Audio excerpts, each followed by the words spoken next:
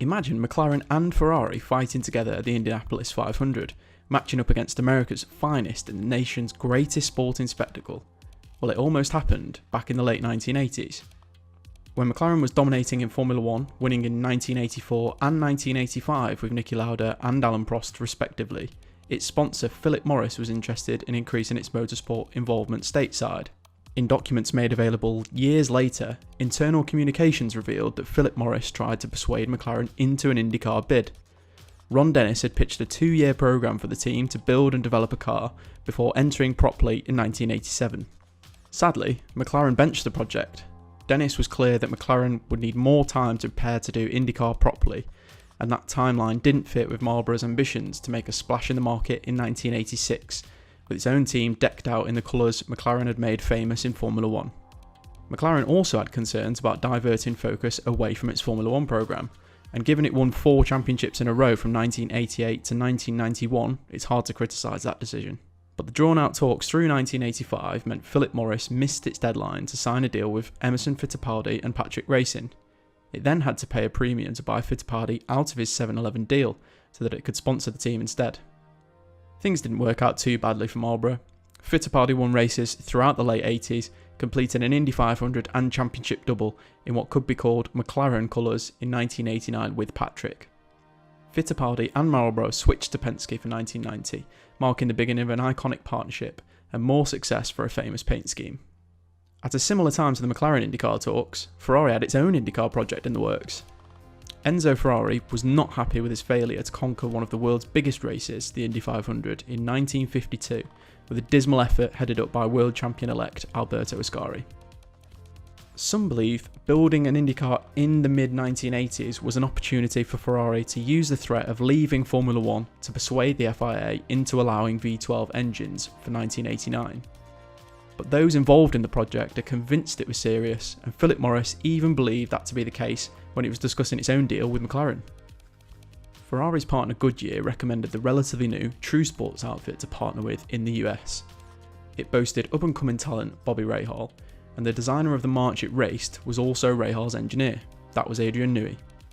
As part of the deal, True Sports sent one of its March chassis and a test team to Fiorano, where Rahal and Ferrari's F1 driver Michele Alboreto drove. Maranello would then reverse engineer the machine to build its own all-conquering car. Gustav Brunner, who would later work for Minardi, Leighton House and Toyota, took charge of the design and spent time in the US acclimatising to IndyCar with True Sports.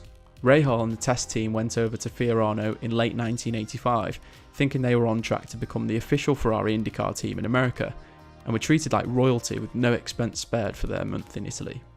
In a recent interview with the race, Rahal told the story for the first time of how the link with Ferrari became known to Roger Penske. On a day trip to Florence, Rahal bumped into Jim Williams, who was sponsoring Penske at the time, and of course word got back to the captain very quickly indeed. The test wasn't set up to be a back-to-back with a Formula 1 car. With the IndyCar's much harder tyres, the main aim was to get it set up for Alboreto. One of the mechanics on the trip, Peter Mailing, recalls the Italians panicking when water gushed out from the car when it was first started, with Mailing unable to explain due to the language barrier that this was normal because of the methanol fuel. After analysing the March, Ferrari developed its new beast, and Il Commendatore confirmed it was threatening to leave Formula 1. Later in the year, Ferrari held a meeting of the lawmakers at Maranello and shocked them by firing up a completed 637, meaning Ferrari was much further along with the project than anybody had expected. It scared the establishment, as losing Ferrari was not comprehensible. F1 bowed to Enzo's request, allowing V12s, and the IndyCar was mothballed. Some blamed ace engineer John Barnard for ending the project, as he insisted on focusing on Ferrari's Formula 1 team. But Barnard confirmed to the race recently that this was not the case, and that he may well have been a scapegoat so that the person who really made the decision wouldn't have to take responsibility for it.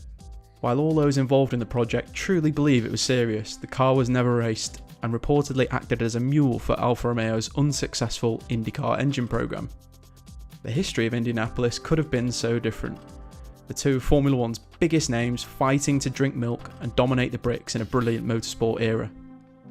Sadly, it wasn't to be.